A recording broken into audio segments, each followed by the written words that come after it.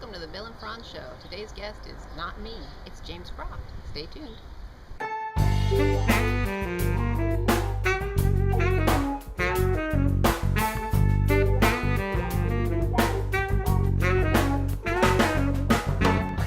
Hey, welcome to the Bill Frantz Show. We have James Croft today, and we're going to get started with this interview right now. What's up, James? I really don't know. I've just flown 3 flights from Boston to get here, and now I'm sitting in front of all these cameras. It's totally cool. I love it. You flew all the way from Boston. That must be where your accent's from. Yeah, right. Absolutely. I have a perfect Boston accent. Can't you hear? Anyway, so what's your deal? What do you do? What do? I'm a doctoral candidate at the Harvard Graduate School of Education. That's what I mainly do. I study the philosophy of education. I'm particularly interested in the question of what constitutes intellectual autonomy. So what character traits does someone have to have before we can say of that person they really have a free mind? So that's what I'm kind of writing my dissertation on. But in between that, I do a lot of activism for humanist causes, and I'm training to be an ethical culture leader, something that you probably know a little bit about. I do know quite a bit about ethical culture and humanism, and there's even another thing called atheism in there. There is, although let's not talk about that. It's a dangerous topic. Okay, we won't talk about that. Okay, none of that. Right, so, but anyway, we're not going to talk about that at all. I know, so you're working on a future book called The Godless Congregation? I'm so excited about that. To be honest, there was sometimes I'm writing it with Greg Epstein, who's the kind of leader of the humanist community at Harvard, which is our sort of, it's sort of like an ethical society in a way. It's a humanist community based in the Cambridge, Massachusetts area. And he and I are writing a book which is provisionally titled The Godless Congregation, which is about building values-based communities for people who don't believe in God. The Godless Congregation.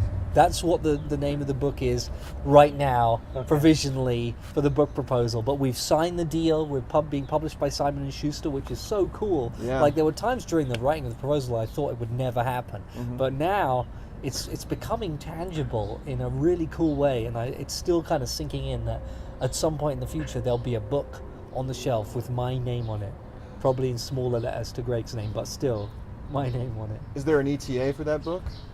I've been told that we should expect to have a draft done in a year, and then publication in the year after that. So 2015. Basically what we want to say, I think, is that the idea of a congregation, of a community built not around what people do for a living or their sort of just their geographical proximity or around family or ties of blood, but a community built around ideas, built around certain values, is really important, and it actually has a lot of benefit for people. There's a lot of research showing that being a member of a congregational community is good for your physical health, your psychological health. Some research even shows you might live longer if you're an active member of a congregational community.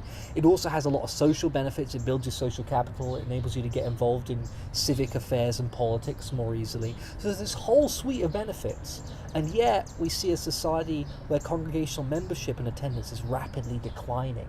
And we kind of want to ask the question, why? And one of the answers that we come up with and that we're going to put forward in the book is that people just are not convinced by this whole God prospect. And many of the congregational communities that exist, the vast majority of them, are based around some idea of God.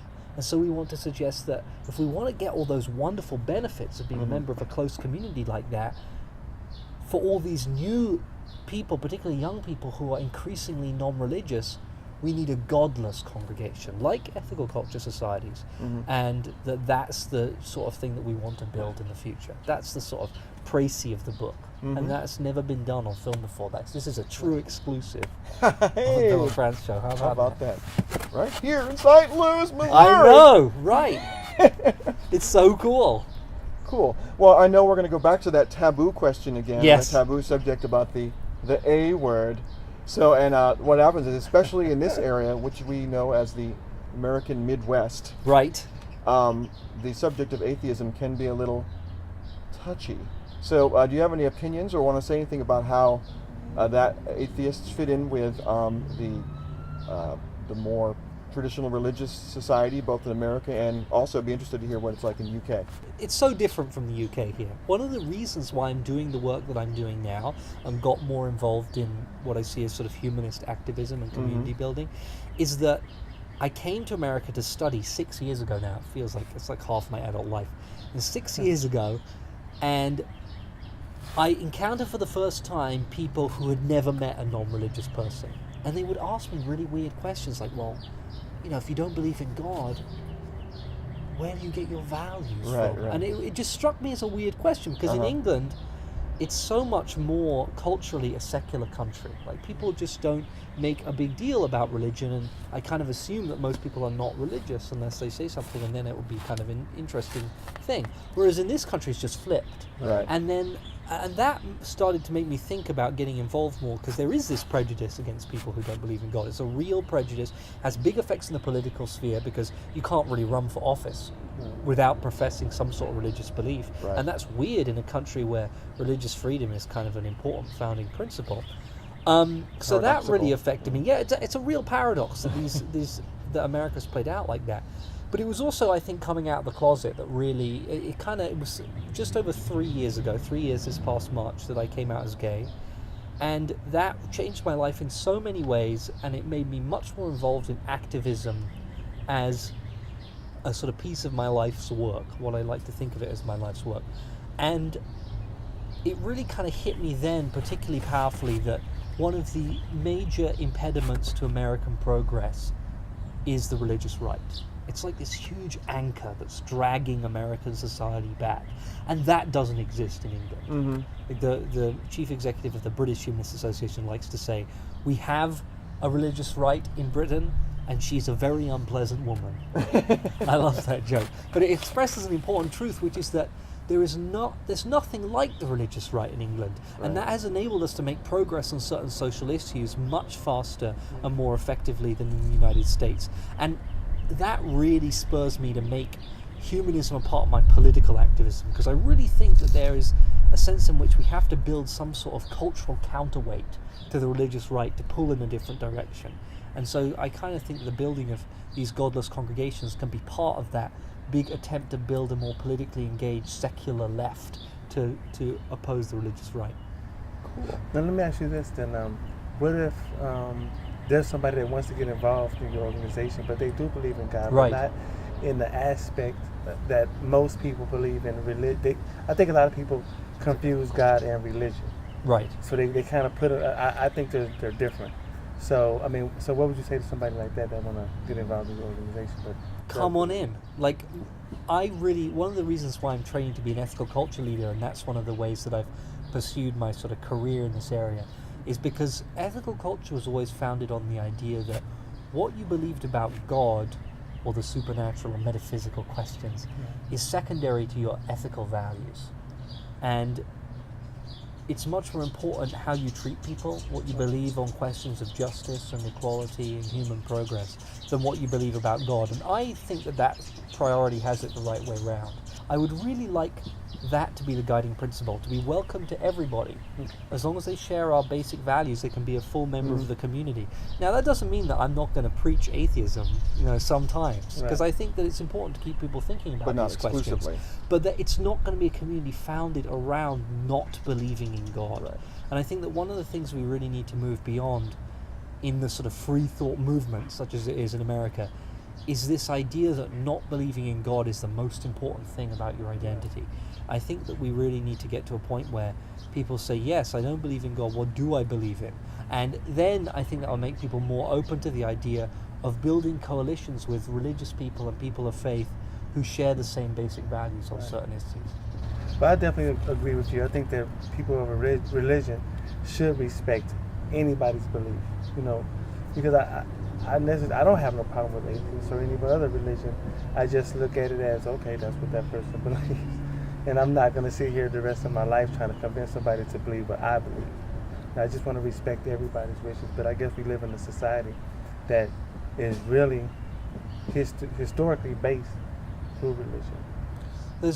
Right, religion has huge cultural power in America, and I think that affects the society in many, many ways. I mean, some of them are very obvious when religious groups and individuals try and work to impose their values and beliefs on other people, and that's where I have a huge problem with it. I have to admit, I'm a bit of an evangelical atheist in the sense that I'm a bit unapologetic about the fact that, at least when it comes to my humanist values, belief in the capability of human reason to solve our problems, the idea that every human being is equal in dignity and moral worth and hope for the future, those are the three things I think are central to humanism. I'm kind of evangelical about that. I'm going to go out and tell people they should believe those things too, because I kind of think the world would be better if more people did. But not to the extent that I can't live civilly alongside other people who believe things different to me, but who respect my belief, my ability to differ. One of the big problems in America is it's not unique, but it's kind of maybe unique among sort of wealthy nations, is that there's quite a significant political bloc which explicitly doesn't want to live and let live, that explicitly says this is a Christian nation and we should enforce Christian values on other people. And that's kind of strange. It doesn't exist in England, it doesn't exist in much of Europe in my experience. And it really does have, I think, deleterious effects on American culture, and it needs to be fought. There is a cultural battle to be won there, and they're really good at fighting it. I mean, you asked the question about atheism. The reason why atheism is stigmatized in this country is because of decades of explicit political activism against atheists among the religious right. They did it on purpose. They tried to link leftism, particularly communism, during the time of the Cold War with non-belief, because communist was officially sort of an atheistic philosophy, in order to make a political statement about the role of religion in public life, and they were very successful.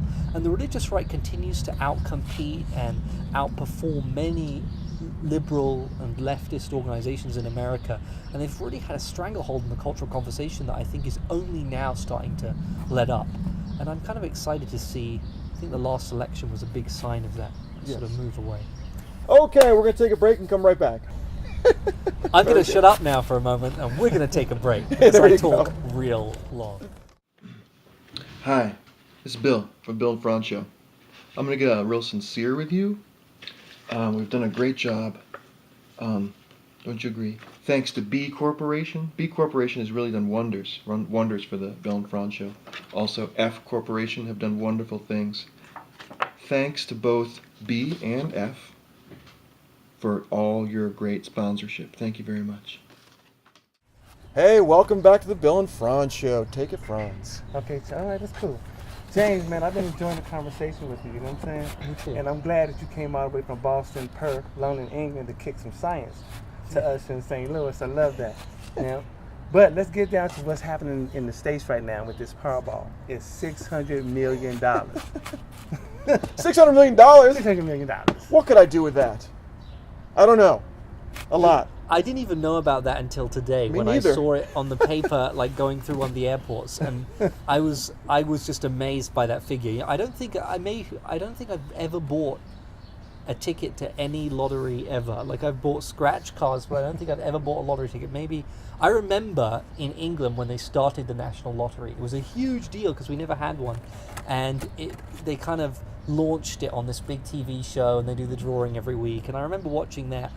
They had this big golden hand that would fly around, and we'd go, "It's you!" Oh, freaky. Yeah, it was exciting. It was like, oh, I want the golden hand to pick me. But maybe I'll buy a ticket this week. I don't know. I could do a reason. I could buy a lot of seersucker with $600. That would make big news if some Brit won the lottery. I know, wouldn't it? What? I might use it to mount a recolonization attempt of the United States. How about that? We're taking over. We feel like the political polarization is too much. We've let you had your independence for a few hundred years. You can't take it. We could see where the United States was heading. We didn't want the great land of Shakespeare to be any longer associated with, the Real Housewives of New Jersey and such abominations like that. But yeah. Powerball. So, basically, I mean, after taxes, it's going to be over $300 million. Wait, they take almost half of it in taxes? Oh, yes. That's what it's for. Yeah. I think I've just become a Tea Partier. That's the point of it. They actually call the lottery the taxing the poor. It's very regressive. Yes. But it's funny, man, because everybody's running around, what would you do? What would you do? What would you do? Last time we talked about this, I've got to remind you people, if you win the lottery, take some portion of it and put it in savings so you can retire. Don't be a dumbass and spend it all and then be in the news for being broke next year. But I say this, if you do win the lottery, the Bill and Frantz Show could use some sponsors. All right? We'll interview you. I mean, do whatever you want us to do. Yeah, you won't just be rich, you'll be famous. You know? Just like me now. Well, James, you know, man, if you do win, all the way from... I'll give you some money. yes, and... I pledge it right now. If I buy a ticket and I win the Powerball, I will give you folks some money. Some. All right, well, we're going to go into something a little bit more serious. And we're going to talk about the Boy Scouts. Oh, yeah. The Boy Scouts are about to have a vote on letting or admitting openly gay Boy Scouts. And so we're going to see how that goes. The children or the leaders? The children. I just can't believe this is even an issue of the question. Either the kids or the kind of, what do you call them? The pack leaders. Pack leaders. That's good enough. Right. I mean, I was a scout for a little while in England. I was not a particularly good scout. But like meeting other gay guys, isn't that the whole point of being a scout? Isn't that what you... No, that's the Navy. Oh, damn it. I knew there was something I was missing. Yeah. Oh, you Navy guys, I didn't say this now. I didn't say this. But, I mean, I honestly cannot believe there's any issue. You're telling me that there's some problem with having a young kid who is gay or thinks they might be gay, is questioning their sexuality, right, and therefore they can't be a scout. Like, it literally makes no sense. And the only way that you can make sense out of it is to come up with some prejudiced argument that is so obviously prejudiced.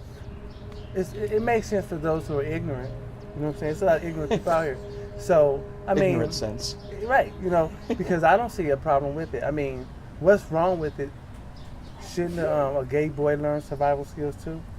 But I tell you, something good has come out of this whole debate, which is that I am so inspired by the stories of those young people who are doing activism around this question. Right. Like the young kids who are giving back their Eagle Scout badges, or, you know, coming out and being denied their badges and things like that. They're taking a real personal sacrifice. A lot of these badges, I understand, take a long time to get. This is a huge investment in young people's time and energy, right, and some of them are giving up recognition of that in order to take a stand, and that is inspiring. It always inspires me when young people are willing to sacrifice something they believe in, and I have so much respect for that. So that's a good thing that we see all these stories of courage. I mean, what the Boy Scouts and the Girl Scouts, in addition to survival, the idea is they're supposed to treat, you know, they're supposed to teach you how to treat each other and, you know, values and stuff like that. So do you teach the values of personal interaction that is full of respect, or do you teach, hatred?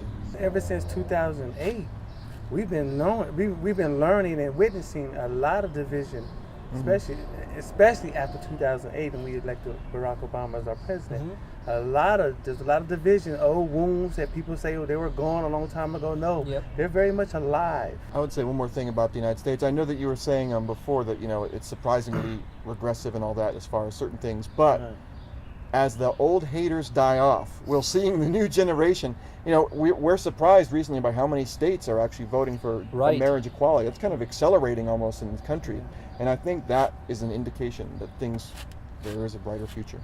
Yeah, I agree. Like, the progress is certainly happening in those areas, and the rate of the progress. Sometimes people tell me, after I give a talk, that they don't believe that humans progress. Like, they just don't believe in human progress. But the rate of change around this issue, this particular issue of the acceptance of LGBTQ people in society, it's just evidence that moral progress is possible. Sure. And that people can make a difference. It wasn't that long ago that Harvey Milk was assassinated for being an openly gay politician making waves on this issue, and it's extraordinary to think that he could have lived to see the sorts of changes that we are now enjoying. It's an extraordinary thing, and it's very, very, it makes me hope for the future. We have to fight for our rights. Believe me, if humans didn't progress, I guess I would still be in chains. Ooh, Mary, picking cotton or whatever it is we were doing back in the day. I'm sure it was more than picking cotton. So that's right. So we have progress, and we're going to continue to progress because that's what humans do. Right. We move forward. I always talk about the continuum of time. Yes. And speaking of time, that's a nice segue. That's all the time we got. Thank you, James. Thank you. This has been a delightful conversation.